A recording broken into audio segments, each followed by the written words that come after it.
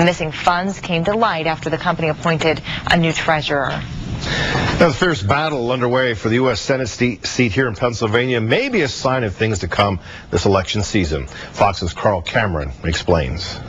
The GOP sees a 2010 campaign trailblazer in Pennsylvania Republican U.S. Senate candidate Pat Toomey for his attacks on Democratic rival Joe Sestak's spending votes in Washington. I opposed all the bailouts. Joe Sestak voted for all the bailouts. Republicans hope to make the Democrats' bailout and spending votes a galvanizing national issue this year. An ex-congressman and fiscal hawk who ran the conservative Club for Growth, Toomey has a 6-point lead in the latest poll, just outside the margin over Joe Sestak in Pennsylvania. Nationally, the Gallup poll says more voters would prefer a Republican instead of a Democrat for Congress. It's been like that all year.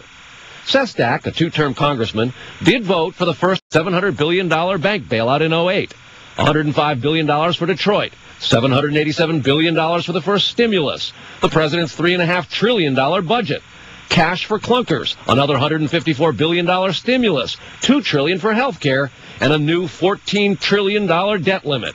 Sestak's now sponsoring a new bill in Congress for taxpayers to bail out home mortgages. It's just not fair to force homeowners who've been working hard, who've made sacrifices, who've lived modestly, who've paid their bills, who are paying their mortgage, to tell them now, by the way, you have to pay someone else's mortgage too. Sestak unapologetically defends his proposals and record as pro-little guy. But despite sharing his party's enthusiasm for bailouts, Sestak's still on the outs for defeating the White House and Democratic Party-backed incumbent Arlen Specter for the nomination. Sestak's not gotten significant money or support since from Washington, leaving him basically on his own against the better-funded and organized Toomey. Congressman Toomey wants to run away from his record. When he went to Washington, D.C., he voted with George Bush. Sestak says Toomey's support for deregulation and the Bush tax cuts when he was in Congress and subsequent opposition to increased government spending as the leader of the pro-business Club for Growth proves his allegiance is not to Main Street. He wants to hide a record that's always been on the side of Wall Street and always will be.